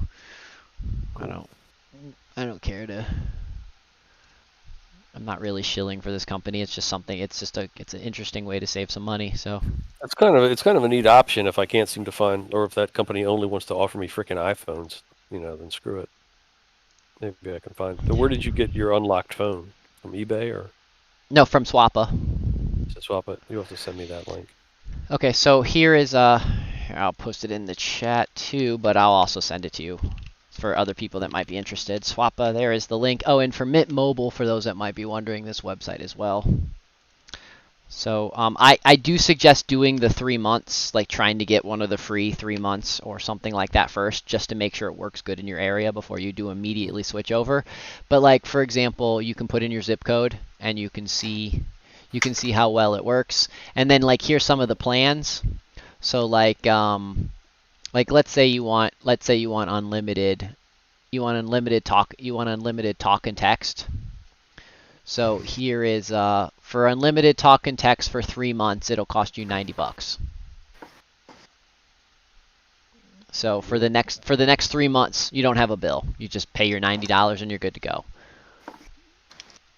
But like you can go to you can view all their plans. Like their 12-month plans are usually the best. So okay, so here unlimited talk and text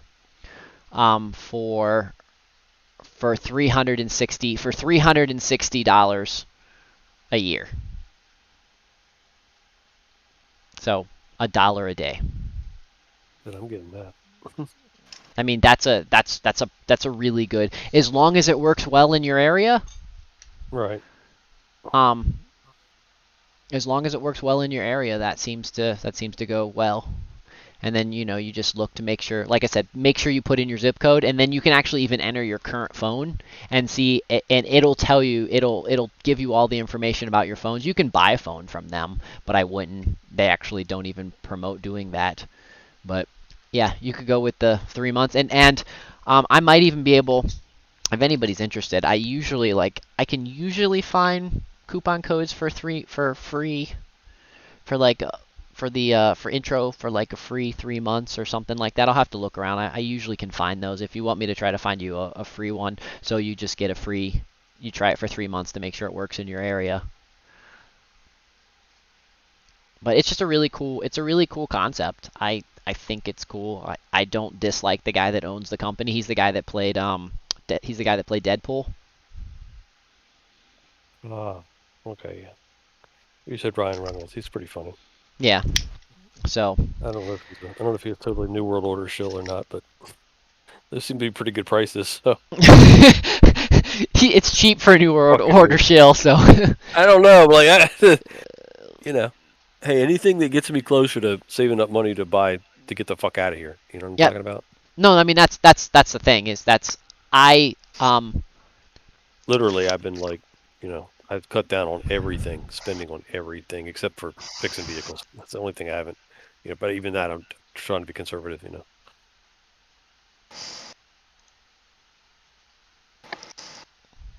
Because my brother's like, oh, well, don't you have this, that, or the other TV or show or channel this? And I'm like, no, man, I'm not doing shit. Like, just some internet, try to save as much as possible, because when I get out of here, I don't want to be having to like worry about whether I can pay the thing or not. I just want to get the hell out and be able to, it'll never be a place like what you got, but, be something that can be away from the city and everything.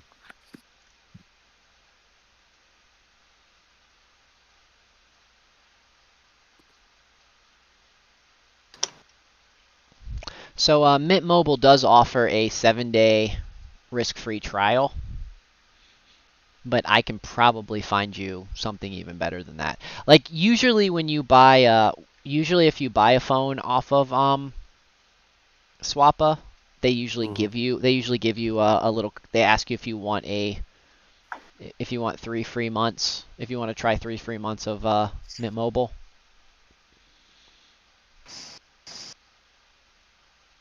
So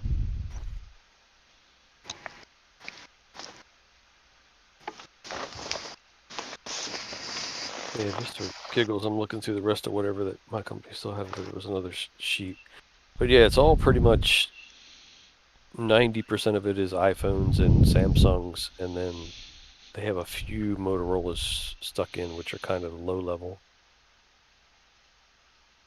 And that's about it. I mean, honestly, yeah, my advice for you is to figure out which of the companies, like figure out which company yours is. Make sure that, like, go to that Swappa link that I showed you, that I posted in chat, or that I'll post to you on Discord as well. There you go, I posted to you on Discord as well.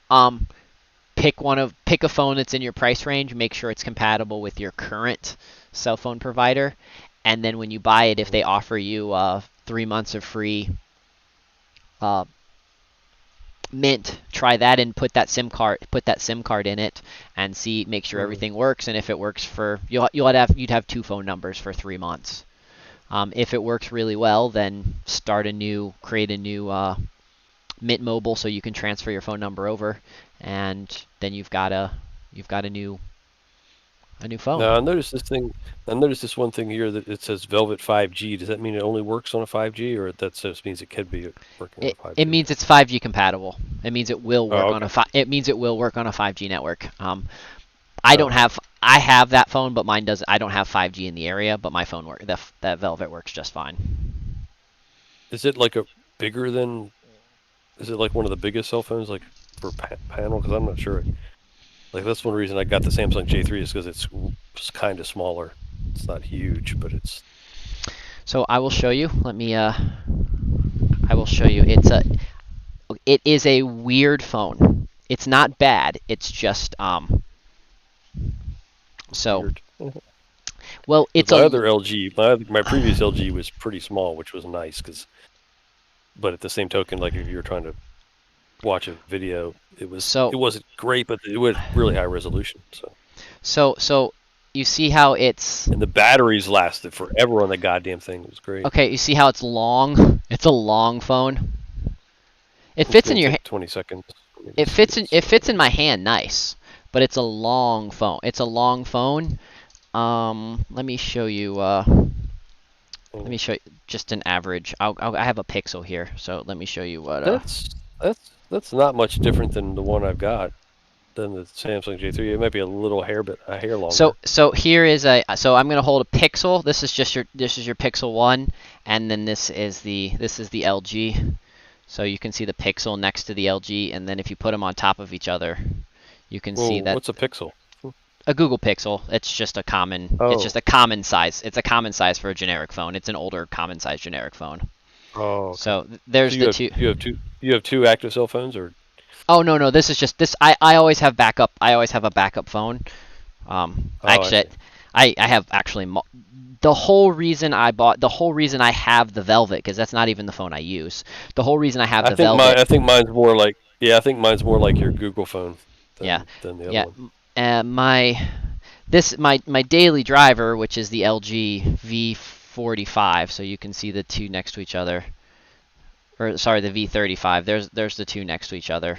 This is my phone I actually use. The whole reason I got the Velvet is just to live stream with. This is because this is this camera on the back, this top camera is 48 megapixels, and so this is the one I stream with.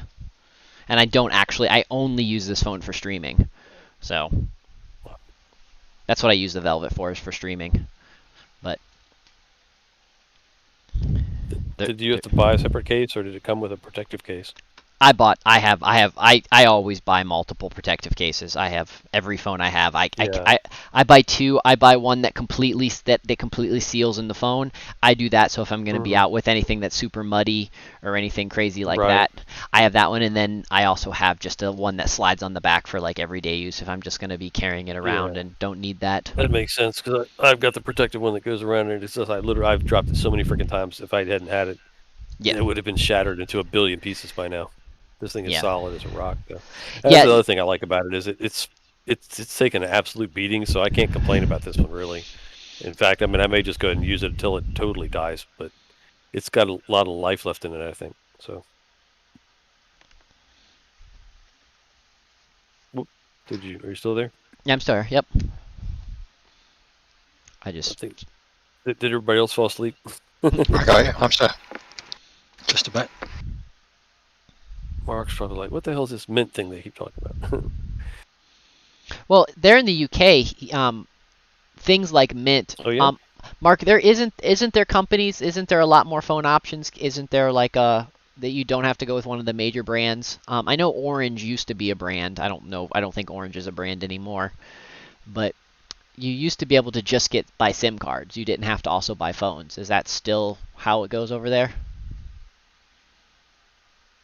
I think you can just get SIM cards. Okay. Yeah, here in the States they want you to get a new phone. That's why they offer you some crazy like buy one get one free or some other kind of silliness that they link to it somehow.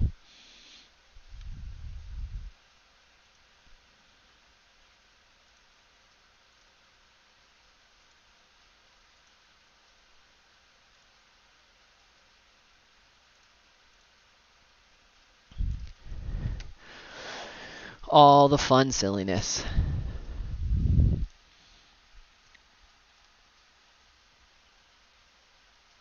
Guess I should at least bookmark that for later.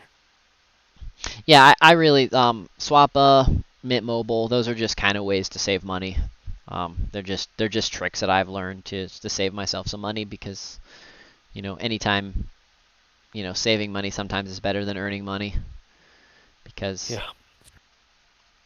you're not taxed on it the same way. Do that.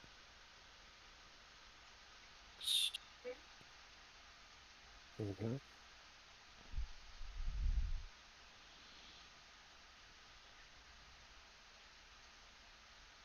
So anything guys, else? I gotta go. Okay. Yeah.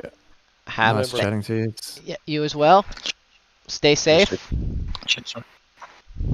Ciao. We've always been at war with Europa, or whatever the saying is.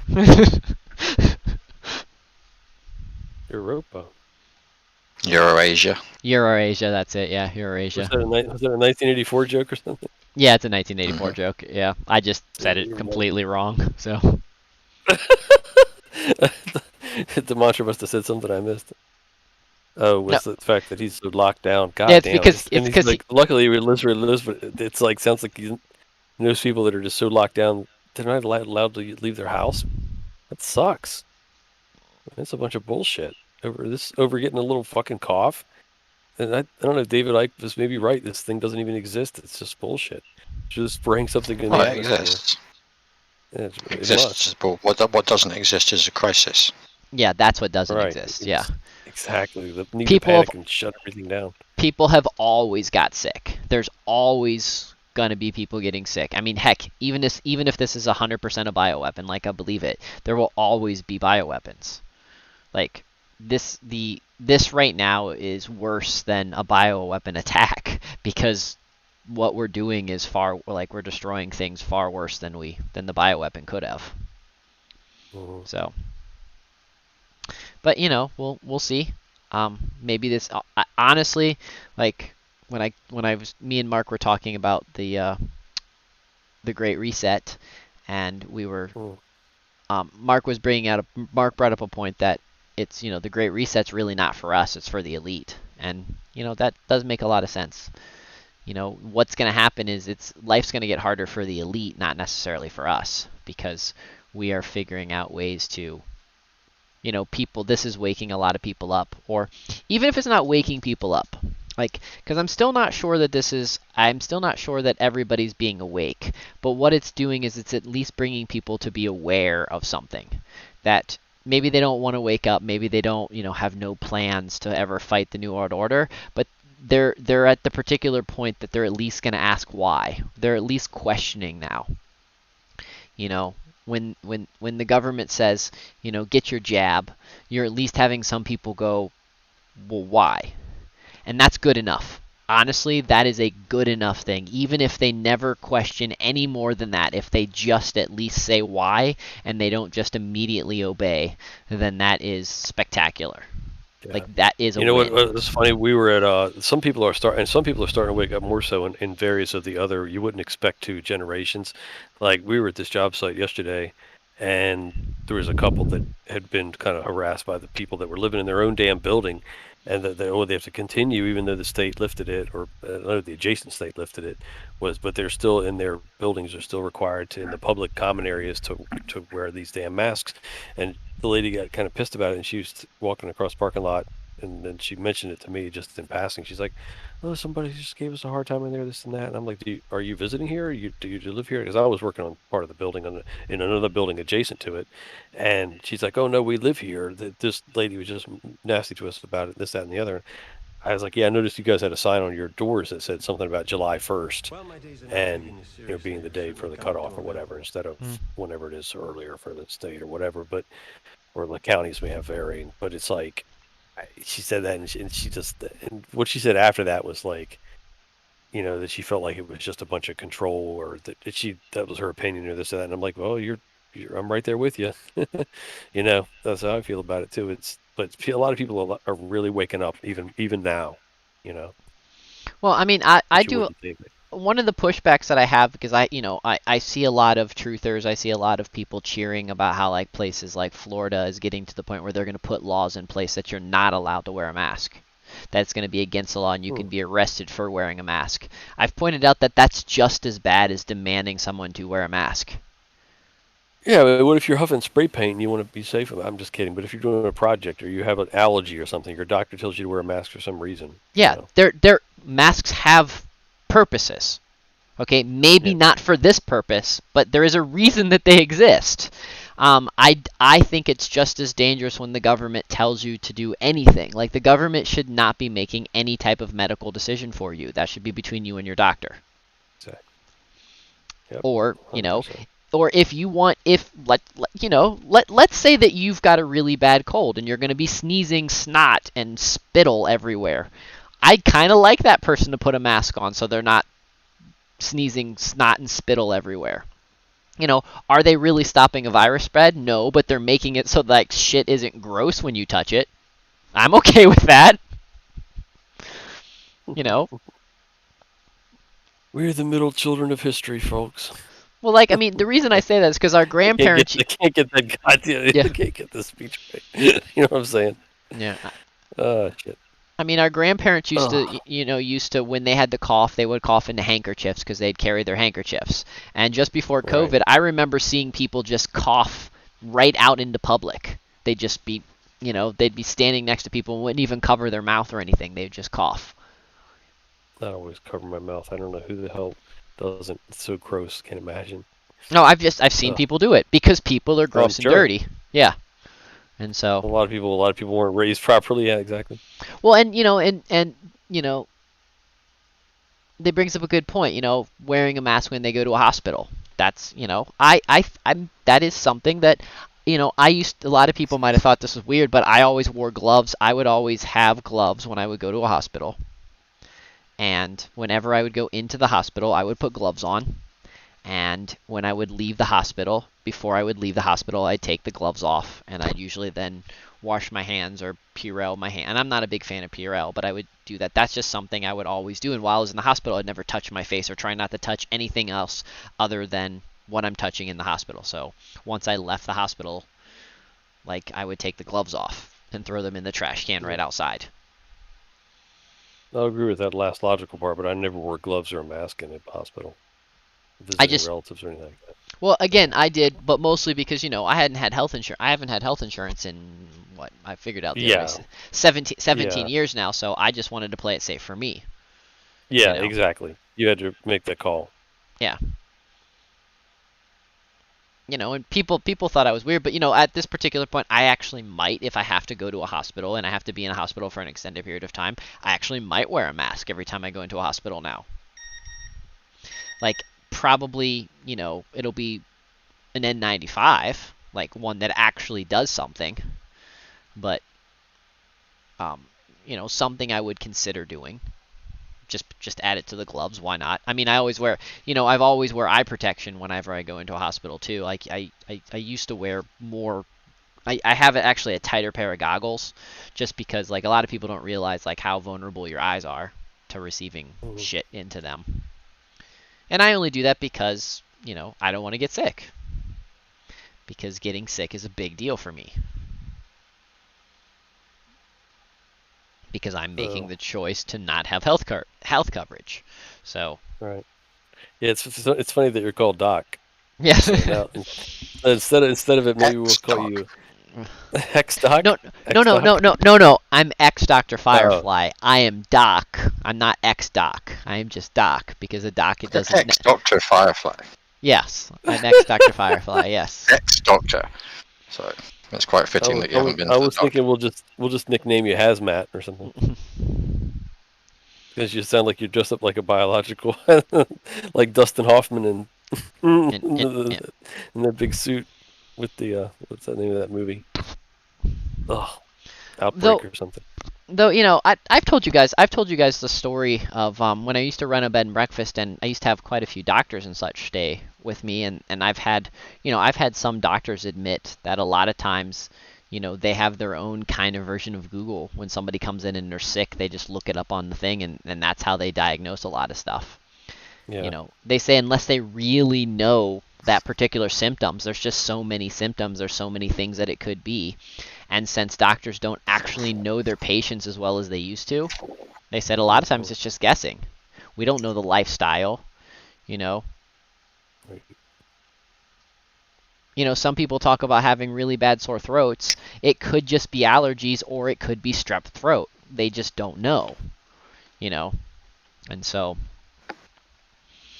anyways, they had told me that, and unfortunately, you have to, they said you have to have a doctor to have a special account to be able to view their version of, their diagnostic machine, but I realize that I can pretty much diagnose myself with the internet.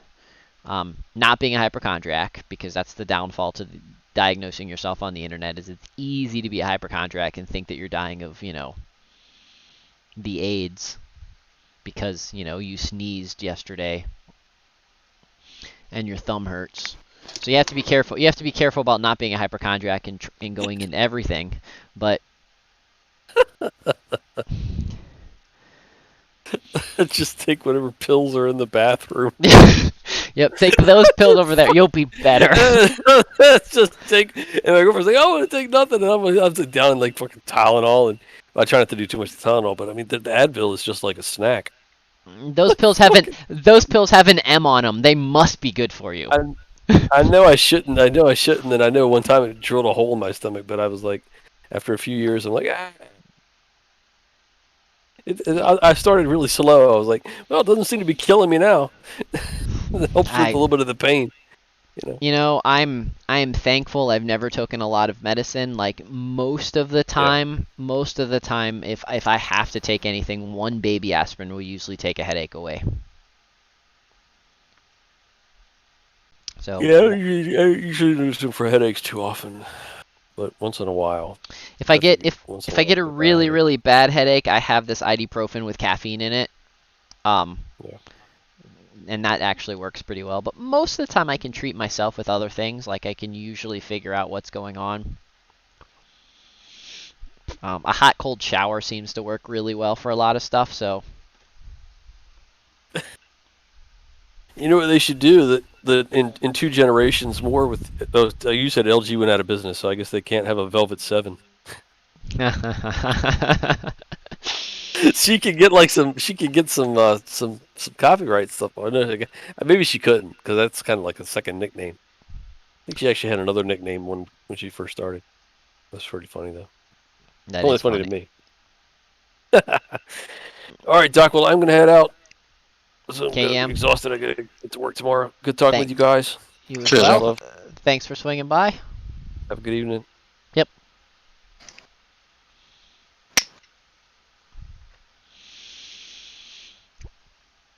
Mark, anything else on your mind? Anything else that you think is pressing that we should talk about tonight? I think I'm pretty much out myself as well, mate. I think we're nearly there, aren't we? Yeah, I just wanted to make sure there was nothing else pressing that we needed to say, but I think we're good. By the way, guys, everything, you know, what I try to hope that we talked about tonight, even though some of the stuff sounded bad, that we talked about the mantra, we were just pointing out, we were trying to all point out that they're doing it in such small increments that they want us to believe that it's big and it's large, but in reality, they can only get small groups of people. They can only drink small groups of people to do all this kind of stuff. And, you know, it really, we are winning, or we've actually won. We're just... They've conceded by trying to start when they knew they couldn't do it. And they just want to keep tricking us, and they just want us to keep thinking that it's not over yet when it really is. So, life is pretty awesome. It's going to get better. Things are going to get good. Yam, thank you so much for all of the lemons. And everybody that joined tonight, everybody that watched, everybody that did all the fun things, thank you guys all. Sunday we will be doing, as long as the weather is suitable, we will be doing a bee class. We'll be talking about bees and lots of other stuff. And fairly soon we have some other cool stuff that I want to talk about in the future. And if it looks like I'm going to be doing any more stuff on the farm, like planting any more trees or do anything like that, you guys will get a heads up on the feeding the pharmacy things. And yeah. Well, I think that's it for the evening. Thank you guys all for joining and participating, and all the new people. And thank you, DLive, for having me on the carousel for most of the evening. And yeah. And we will fade away.